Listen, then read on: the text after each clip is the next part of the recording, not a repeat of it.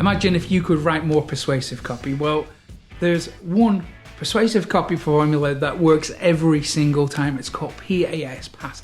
Problem, agitate, solution. Now, step one is to identify your customers' problems. Okay, so focus on what they're struggling with and then amplify it. So step two is to agitate that pain, focus on the feelings. And then step three is to present the solution. So that's usually going to be your product or an affiliate offer. Okay, so for the moment, let's just forget about using formulas, okay? Because I want to take you a bit deeper with this stuff.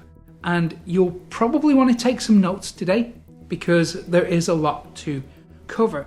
And you may even want to double the speed of this video if you want to get through it faster, right? And there's an extra bonus at the end as well if you hang around for that. Okay, so you know my story, right? My name is Mick Meaney.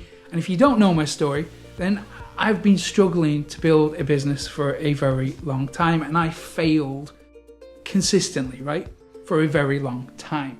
I eventually achieved success, but I failed consistently for a very long time, and it always felt like there was something missing, right? There was something that I didn't know about that was being held back from me, and that was really hard, right? And I'm guessing that's why you're here with me today. And if there's one skill that I wish I learned earlier, it's how to write persuasive copy. And when I think about all those years of struggle, it's not the technology, right? It's not the business model. It's not even the traffic that's the problem. The thing that really held me back for all those years without me even realizing it was that I didn't know how to influence people. So I failed year after year after year. And even when I thought I had it all figured out, I thought I had everything in place, I still kept failing for years. I mean, my website was getting 4 million hits a month, and that sounds great, right? And it was, but I wasn't making much money from that traffic. In my mind, I was still failing because my business was not providing me with what I needed it to. All I needed was more freedom, right? A bit more security in life and to have peace of mind, right? Okay, a comfortable lifestyle will be really nice as well, but all that stuff felt like it was just out of reach, right? And to everyone around me, they must have thought I was crazy, right? All I wanted to do was become a good provider, right? I wanted to provide for the people that I love. And I think that they may have thought that I had this big unrealistic dream that was so far away and unachievable. And you know, sometimes maybe you felt like this, okay? Maybe you've had people around you that didn't believe in you. I've had that too, and you know what? I don't blame them. You know, I had nothing to show for my hard work. I was spending hours trying to build this thing and nothing was changing, and I really felt like a failure. So let me know if you've ever felt like that too, okay? Just give me a shout, let me know. And having nothing to show for all of this hard work, all of this time spent trying to build this business, it just felt kind of embarrassing, right? And I really didn't have anything to show until I figured out how to become more persuasive. And over the last 20 years, I've discovered that if you do become more persuasive, then, and you do know how to influence people, then you can pretty much succeed with any type of business model. So it doesn't matter what type of business, because it's all about the ability to connect and sell. So when you learn how to do that, you'll have better relationships with people. You'll be trusted, more respected, your voice will be heard, and people will actually pay attention to what you have to say. They'll trust you, and they'll trust you with the things that are most valuable to them. So how do you become more persuasive? Well, it's probably not how you think, okay? So it's not about ramming your ideas down someone's throat or forcing someone to do your bidding or mind control or any of that nonsense, right? The fact is, you cannot make someone do something that they don't want to do, right? Fact, you just can't do that, right? So the number one way to become more persuasive, in my experience, is to show empathy. When you show empathy for people, they connect with you on a much deeper level because they know that you care about them and they know that you are on their side. But empathy can't be faked, right? People are smart, your customers are smart, and they can tell when you're being authentic and when you're not. So you got to do it for real. You got to be genuine, right? So how do you create genuine empathy? Well, it's all really about understanding your customers, right? So the way I do it is like this, right? Okay, don't laugh, right? I visualize something, right? I imagine that my customer is in a boxing ring, right? And they're now backed into a corner, right? And they're fighting, they need help. So I'm right there with them, right? I'm right beside them, right? Because I can see the situation that they're in. I understand what they're going through. And because I've been in that situation too, I'm absolutely the best person to be there with them, right? To be right by their side. So it's me and them against the world, right? I'm right with them. Because if they don't get the help that they need, they're not going to make it, right? And because I've been there too, where they are right now, and I've managed to come out the other side, I know that I'm able to give people an escape route, right? I can give my customers the escape that they need. And that's what empathy is. And that stuff cannot be faked. So you need to be able to communicate that, right? You need to be able to communicate that you know what it feels like to be punched in the face, figuratively, right? So how do you do that? So, well, we talk to our customers, okay? And we talk to our potential customers. We find the bits of their story that overlaps with your story, the bits of their experiences and their situations that overlap with yours. And then we ask them questions, right? We ask them not only what they want, but we ask them, why do they want it? That's really important. We need to understand the why. So you're going to get different answers from people, right? And most of those answers are going to be surface level stuff, right? It'll be up here.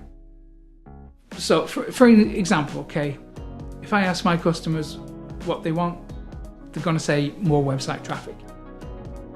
If I ask them why they want it, they'll say probably because they want to make more money. And that's pretty cool, right? That's perfectly legitimate. It's the reason why I wanted so much traffic. Traffic equals money, right? It's no secret. But beneath that is the real reason, right? They don't really want the traffic. They don't really want the money. It's not about that. It's about something deeper. It's not even that they hate their job, right? Because the truth is, they're probably unhappy with how life turned out, right? And they know that they're capable of achieving more in life.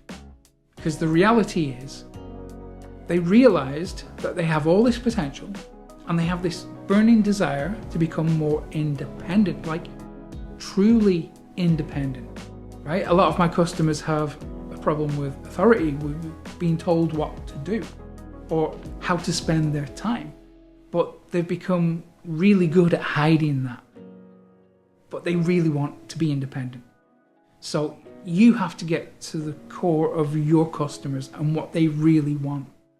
And it's easy to do it, okay? So an easy way to do it is, well, okay, so you might have noticed if you join my email list, the first email you receive, I usually ask what's going on in your life, right? I want to know what's going on in my customers' world right now. Also, as a side note, this also increases the deliverability of your future emails. But the point is, this is to get to know your customers. Okay, so you can ask them questions, you can have back and forth dialogue. And then you can get to a point where when you speak about what makes them feel worried, right? Talk about what makes them feel happy. What are they afraid of? What makes them feel excited? Because all this information is very powerful information to have. And it makes you become more persuasive because now you know how to communicate with your potential customers in the right way. And in fact, this video today, this video is the result of a conversation that I've had with my email list. But I have an audience, right? What if you don't have an audience? Okay, check this out, right? I'm going to use video editing to put in a little clip here, because we can use ChatGTP or similar to get an accurate picture of what your customers are struggling with right now. And then we can also figure out, thanks to ChatGTP, what that feels like. Take a look at this. ChatGTP and other AI platforms now use Reddit to mine data.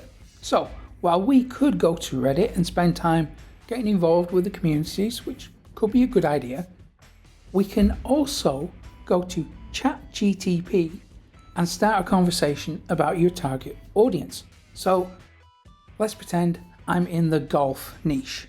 Hi ChatGTP, I'm doing market research for my niche, which is golf. Please pretend that you are my target customer, which is a middle-aged man who wants to improve his game. Please type yes to confirm you understand. Next, please tell me the areas that you are struggling with right now. Please use bullet points. And here we have fantastic data. This is really good information to have. So let's continue down this path. I'm going to say, please tell me how each one makes you feel, again using bullet points. And now we know how our customers feel about each one of their struggles, but we can go even further with this. So please tell me why you want to improve each one, again using bullet points, but please include any other relevant data that you think I may have missed.